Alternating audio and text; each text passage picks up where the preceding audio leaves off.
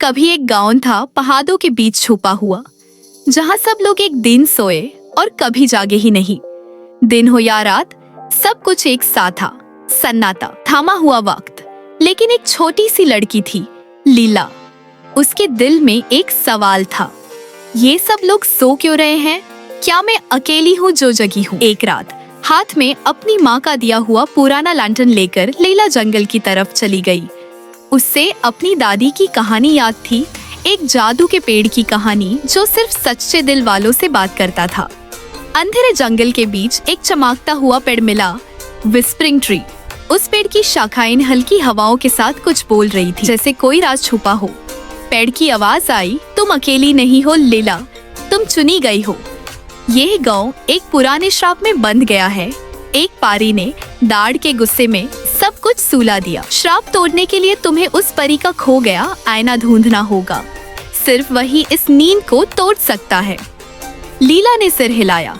पेड़ के नीच से एक जादू का दरवाजा खुला, रोशनियों से भरा हुआ। लीला उसमें चली गई। अंदर एक नया संसार था, जहाँ किताबें हवा में उड़ रही थी, जानवर बातें कर रहे थे और हर रास्ता चमक रहा था। एक उल्लू उड़ता हुआ आया और बोला, आईना तब मिलेगा जब तुम खुद को समझोगी। सुनो मेरी पहेली। लीला ने पहेली सुलझाई और एक बदालों से बने पुल तक पहुंची, लेकिन हवा तेज थी, हर कदम पे धाकेल रही थी उसे। उसने अपनी माँ की लोरी याद की, गाने लगी। रात में वो आवाज हवा को शांत कर गई। पुल पार हो गया।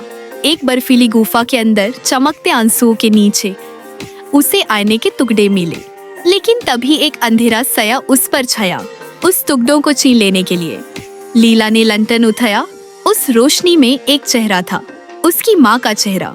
उसने मुस्कुरा के कहा, डर मत लीला, रोशनी अंधेरे से हमेशा बड़ी होती है। लीला ने आंसुओं, हिम्मत और यादों से वो आईना जोड़ दिया। जैसे ही वो पूरा हुआ, उसमें एक चमक आई, जैसे सितारा टूट कर हाथ में आ गया हो। वो आईना लेकर पेड़ के पास आई।